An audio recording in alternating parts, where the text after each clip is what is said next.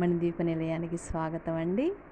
ఈరోజు రెసిపీ వచ్చేసి చాలా టేస్ట్గా హెల్తీగా ఉండే కరివేపాకు పచ్చడి, కరివేపాకు నిలవ పచ్చడి.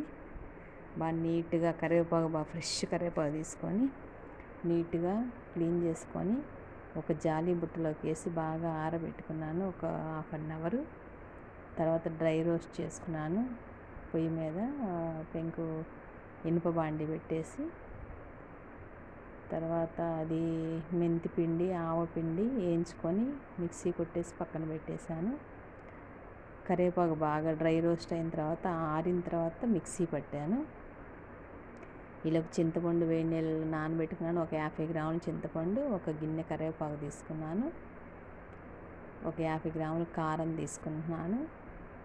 50 గ్రాముల సగం కళ్ళుప్పు వేసుకున్నాను, దొడ్డుప్పు వేసేసి ఇంకా మిక్సీ మొత్తం కలిపి మిక్సీ కొట్టేశాను.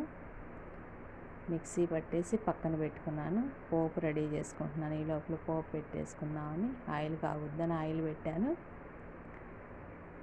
మా ఛానల్ లైక్ చేయండి, షేర్ చేయండి, కామెంట్ చేయండి. మీ ఫ్రెండ్స్ అండ్ ఫ్యామిలీ మెంబర్స్కి షేర్ చేయండి. 50 గ్రాముల కారం కూడా వేసేసి పక్కన పెట్టుకుంటున్నాను.